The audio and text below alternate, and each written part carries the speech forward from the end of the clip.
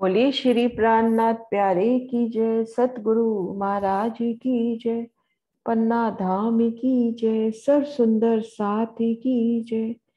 प्रणाम जी सुंदर साथ जी, आप सभी सुंदर साथ जी के चरणों में शत शत नमन। सुंदर साथ जी, आप शिवराज जी श्यामा जी की मेहर से इन वीडियो के माध्यम से हम जल उतरने की विधि को दिल में बसाने का प्रयास करते हैं। आप शिवराज जी श्यामा जी की मेहर से सबसे पहले हम खुद को महसूस करें पुखराज की तलहटी में।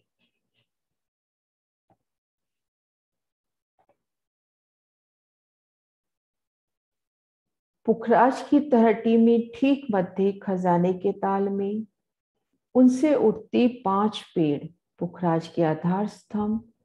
हमने शोभा देखी थी ठीक मध्य के पेड़ में जल स्तून की शोभा। ये जल स्तून तलहटी की 2 भूम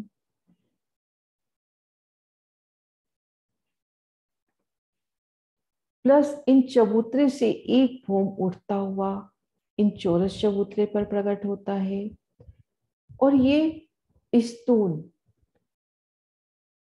पुखराज की 1000 हाथ चांदनी पर पहुंचता है और इन आकाशीय महल के साथ उठता हुआ आकाशीय महल की ठीक मध्य की वो बड़ी हवेली 3600 कोस की, उनमें जल का स्तून आकाशीय महल की चांदनी पर पहुंचता है।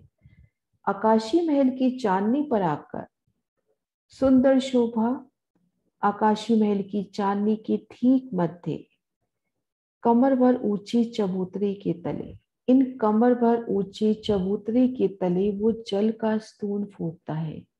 उस चारों कोनों से जल की विशाल धाराओं के पूर निकलते हैं, विशाल धाराएं। और ये जल सर्वप्रथम इन आकाशीय महल की चांदनी के सब बगीचों में जल पहुंचाता हुआ भूम दर भूम आकाशीय महल की सभी भूमों में जल होता हुआ 1000 हाथ चांदनी के इन बगीचों में पहुंचता है। इन 1000 हाथ महलों में इन चारों बड़े द्वारों से पानी होता हुआ अब ये जल चलता है पूर्व की ओर। ये देखिए, ये संपूर्ण शोभा अंडरग्राउंड गुप्त रूप से। अब ये देखिए, जल की धारा इकट्ठी होकर एक धारा चलती है पूर्व की ओर, पुखराज के पूर्व के बड़े द्वारों से होकर इन छज्जे के तले तले होकर गुप्ता गुप्त इन 400 कोस की रोज पर आकर बंगला जी के पश्चिम में जो दहलान प्रकट हुई 980 भूमों पर, उन दहलानों में 4 नहरों के रूप में प्रकट होकर इन समेत दहलान की सुंदर शोभा। 4 नहरें, 3 बैठकें और दोनों ओर 1250 कोस की एक सुंदर छज्जे की शोभा। इन दहलान के स्तंभ और इन वृक्ष की सुंदर मेहराब बनती हुई और गोल चौरस गुर्जों की सुंदर शोभा। तो इन नहरों को, इन दहलान को संपूर्णता देती ये 1250 कोस की रोस। भूम दर भूम यहाँ पर 20 भूम उठी है। अब यहां से जल, 4 नहरों में जो जल आता है 20 भूम ऊपर से इन पुखराजी ताल में समाता है 4 चादरों के द्वारा। ये देखिए, 4 चादरन के द्वारा 20 भूम ऊपर से ये जल इन पुखराजी ताल में समाता है। अब पुखराजी ताल की चांदनी पर है नहरें चबच्चे नहीं आए हैं। यहां से जल पूरब की ओर भी बढ़ता है और यहां से जल नीचे चलता है भूम दर भूम पुखराजी ताल को जल देता हुआ और इन बंगलों की छठी चांदनी से होता हुआ तली फील पायों के मुखों से होता हुआ तलहटी में समा जाता है। जल की एक धारा तो इस तरह से तलहटी में समा जाती है। बंगलों की चांदनी पर जल की 2 धाराएं होती हैं और एक धारा पुखराज की ओर चलती है और बंगलों की छठी चांदनी से जल की धारा बंगला और पुखराज को जोड़ते हुए इस कुंड में पड़ती है। इसी प्रकार से ये वर्णन यहाँ पे रह गया कि जब आकाशी महल से जल इन 1000 हाथ चांदनी पर चढ़ता है तो एक धारा तो पूरब की ओर चली और जल की एक धारा भूम दर भूम नीचे होते हुए तलहटी में जाकर समा जाती है। अब ये जो जल यहां से आगे बढ़ा, ये 16 धाराओं के रूप में इन शोभा को देखते हैं। ये देखिए, 980 भूम से जल का तेज प्रवाह आगे बढ़ा। इन दहलान का मिलान अद्विज की कुंड की दहलान से होता हुआ और दोनों को जोड़ते, ये देखिए 75 कोस की रॉस और ये 400 कोस की रॉस, और ये नहरें जाती हुई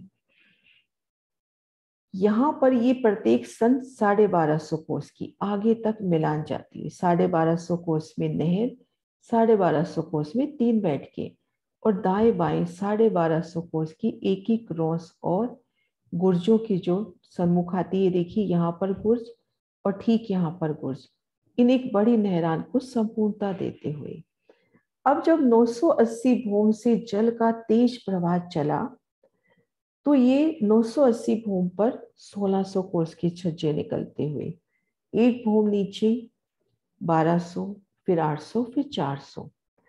अब जब जल यहां से चलता है तो इन फील पायों से उतरकर, पहली बार फील पायों से उतरकर जल 400 कोस के छज्जे पर, दूसरे से 800 कोस के छज्जे पर उतरता है, तीसरे से 1200 कोस की, और आखिर में जो फील पाया होता है वो 1600 कोस के छज्जे से जो जल की धारा गिरती है। इस शोभा को खड़े दृश्य से देखते हैं। ये देखिए 1600 कोस से 4 धाराएं, 1200 से 800 से और 400 से। ये देखिए पहली बार फील पाए 400 कोस तक पहुंचते हुए, दूसरे 800, तीसरे 1200, इस तरह से 4 की 4 16 हारें अद्विज के कुंड में पहुंचती हैं। इन अद्विज के कुंड में ये जल की धाराएं पहुंचती हैं। अब अद्विज के कुंड में जो, एक बार दूसरा नक्शा निकालते हैं।